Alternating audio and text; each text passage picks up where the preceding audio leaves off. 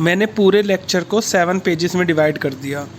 Page 1 और half page of second मैंने describe कर चुका हूँ आपको, जिसमें मैंने एक सिंगल फिगर्स के बारे में बात करी थी। अब मैं आपको बताने जा रहा हूँ उन फिगर्स के बारे में जहाँ पे 2 पॉइंट्स कट होते हैं, मतलब 2 कर्व। तो मैंने सबसे पहले लिया है combined figure parabola versus parabola.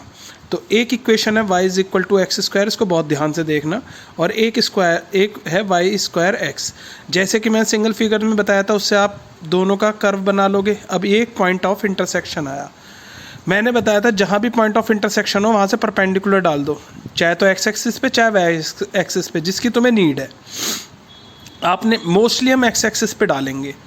तो इसमें आपको कुछ स्टेप फॉलो करने पड़ेंगे जो मैं बता रहा हूँ। सबसे पहले स्केच ड्रॉ करो, जो भी आपको फिगर्स दे रखे हैं।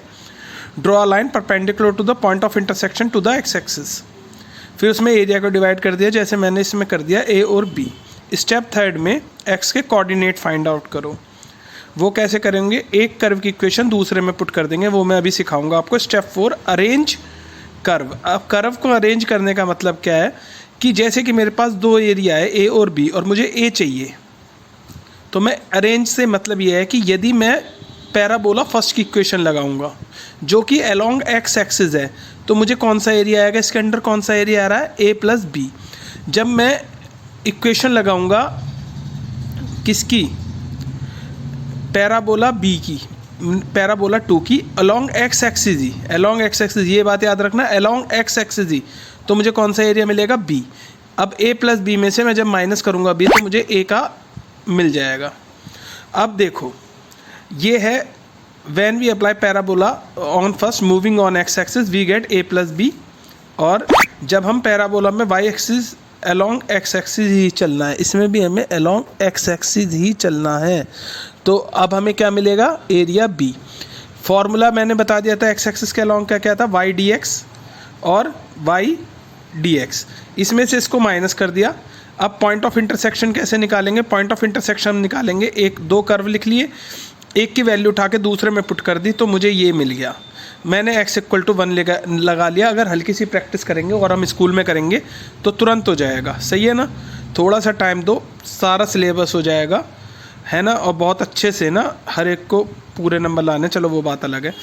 अब मैंने फर्स्ट की वैल्यू डाल दी। फर्स्ट क्या है मेरे पास, फर्स्ट है मेरे पास अलोंग क्या है, एक्स एक्सिस है, तो ये किसको काट रहा है, वाई एक्सिस को 2 जगह काट रहा है, तो y square is equal to x है मेरे पास।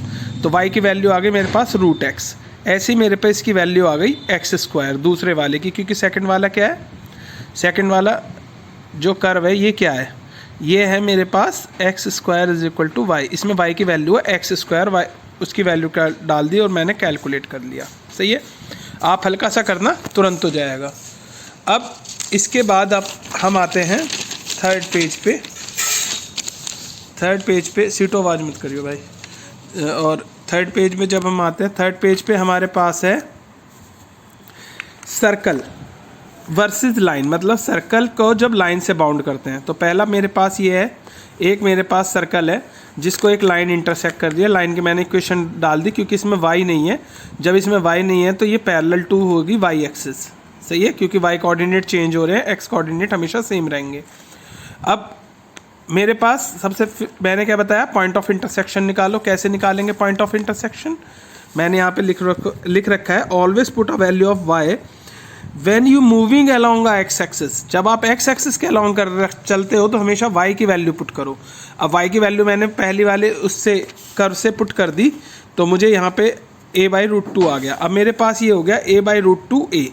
अब a/√2a और y की मैंने वैल्यू डाल दी, है ना। अब मैं तुम्हें दिखा रहा हूँ कि इसमें जब मैंने ये डाल दी तो लिमिट कैसे रखते हैं, एक क्वेश्चन में बताऊँगा, बाकी में आप लिमिट अपना आप रखोगे। मेरे पास a/√2 से a है। अब लिमिट कैसे रखोगे, आप लिमिट रखोगे, आपने फॉर्मूला लगा लिया। तो पहला होता है आपके पास x/2। अब ये क्या है, a है, तो a रख दिया यहाँ पे, a² माइनस a स्क्वायर, ये मोस्टली 0 ही आएगा और ये मोस्टली 1 ही आएगा, सही है ना। तो ये बंद कर ले भाई से, यहाँ पे 1 रख दिया तो साइन इनवर्स 1 की वैल्यू कितनी होगी π/2 माइनस, अब मैंने a/√2 लिख दिया, a/√2 x की जगह डाल दिया और 2 पहले से है वहाँ पे, minus a² plus a² sine inverse a/√2/a, सही है ना, x/a होता है।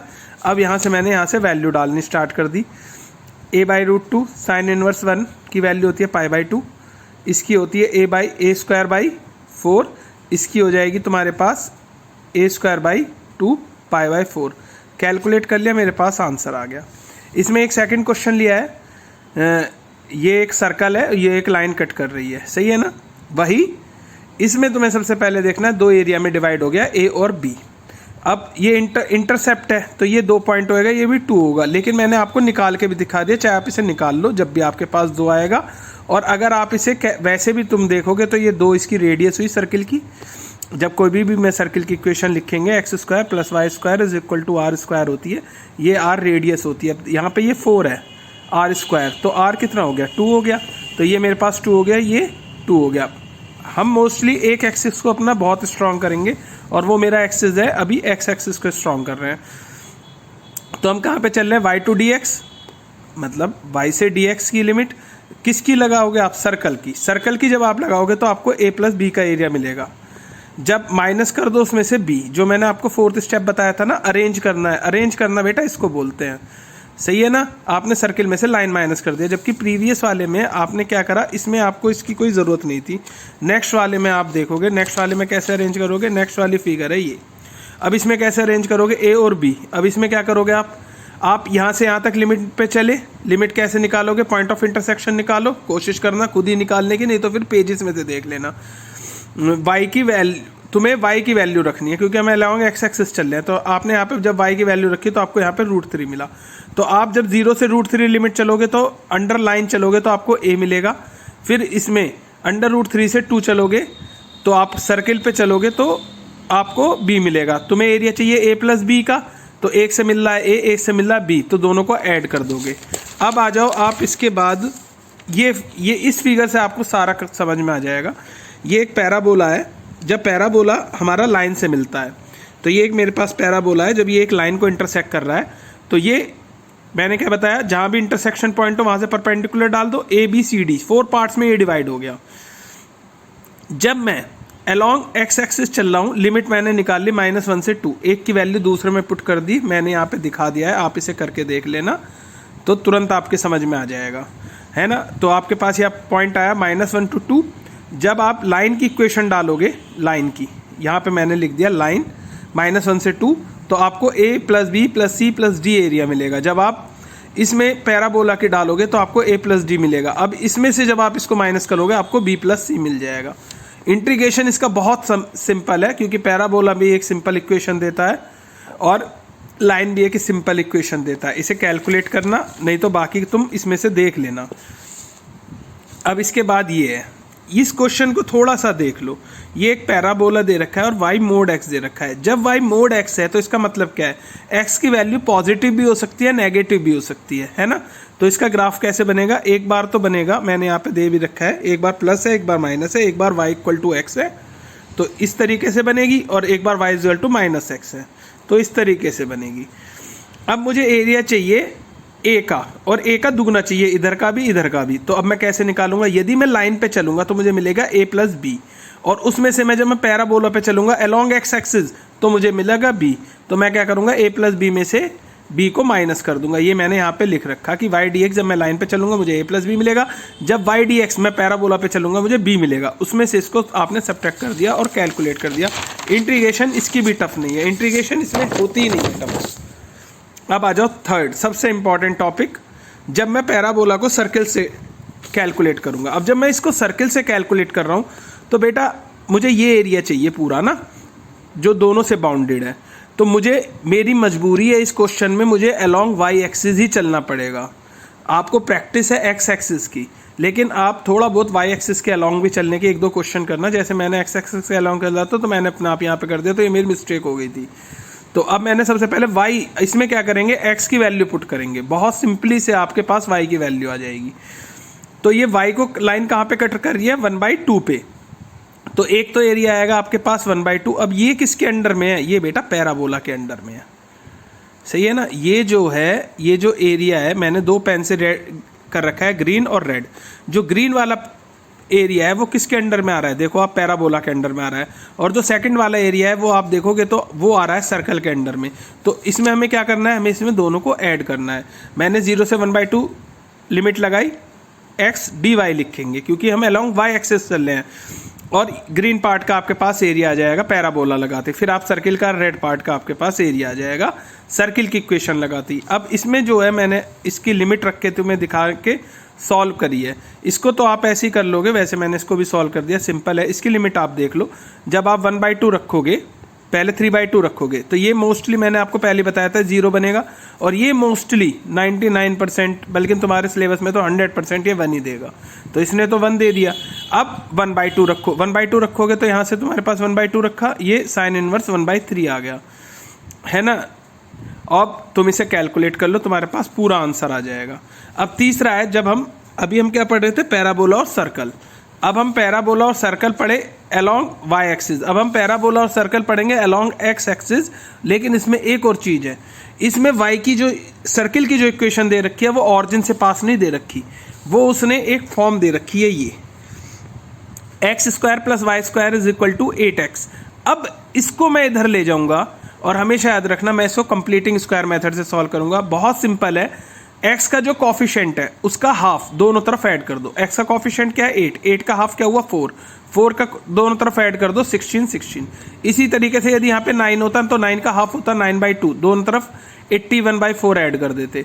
यहाँ पे होता 12 तो 6 का स्क्वायर दोनों तरफ ऐड कर देते, सही है। अब ये कंप्लीटिंग स्क्वायर से स्क्वायर बन गया। तो अब मेरे पास सेंटर के जो पॉइंट आ गए वो आ गए 4 और 0, रेडियस आ गई 4।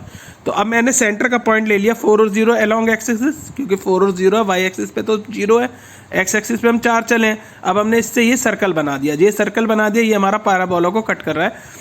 पॉइंट ऑफ इंटरसेक्शन से हमने परपेंडिकुलर डाला, हमें 2 एरिया मिल गए, ए और बी।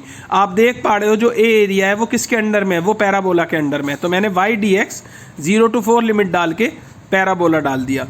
मैंने 4 से 8 वाई डी एक्स सर्कल डाल दिया, सही है ना। और यहाँ पे मैंने इसको ऐसे रख दिया। बहुत बच्चों को दिक्कत होती है, मैं क्लास में पूरा क्वेश्चन नहीं कराता अब, लेकिन मैं इसमें पूरे क्वेश्चन कराने की कोशिश करूँगा। अब इसमें एक ट्रिक है, यहाँ पे जब मैंने इसको x-4 डाला तो मैंने यहाँ पे लेट कर लिया x-4। जब मैं x-4 लेट करा t, तो मैंने t के फॉर्म में फॉर्मूला लिख दिया। अब मैंने t की वापस से वैल्यू x-4 कर दी। इससे हमें क्या फ़ायदा मिला? इससे हमें लिमिट चेंज नहीं करनी पड़ी। जब हमें लिमिट चेंज नहीं करनी पड़ी तो अभी तुम देखना इसका कितना बड़ा फ़ायदा मिलेगा। आपने 8 रखा, 8 रखते ये 0 दे दिया। आपने 8 यहाँ पे रखा, आपको यहाँ पे मिल गया π/2। और यहाँ पे मैंने आपको पहले भी बताया था कि हमेशा 1 ही देगा मोस्टली। तो a 16/2 साइन इनवर्स 1। अब जब आप 4 रखोगे, 4 रखने पे 4 - 4 0 दे दिया, और 4 रखने पे ये भी साइन इनवर्स 0 दे दिया, जो कि 0 की वैल्यू है। तो इसकी कैलकुलेशन उतनी ही आसान हो गई जितनी कि इसकी इक्वेशन बनाने में तुम्हें मेहनत करनी होती, क्योंकि बोर्ड में जो भी क्वेश्चन है ना एक लिमिटेड स्टेप के साथ आता है, जबकि आप प्रीवियस वाले क्वेश्चन में देखोगे तो आपको लिमिट में ज़्यादा मेहनत करनी पड़ी है। और इसकी इक्वेशन आपको सिंपल है, स्केच बनाना बहुत ईजी है, लेकिन इसका स्केच बनाना थोड़ा हार्ड है, लेकिन इसकी लिमिट में कोई भी प्रॉब्लम नहीं है, सीधा सिंपल आंसर आ गया ना। अब आ जाते हैं हम सर्कल वर्सेस सर्कल। इसके लिए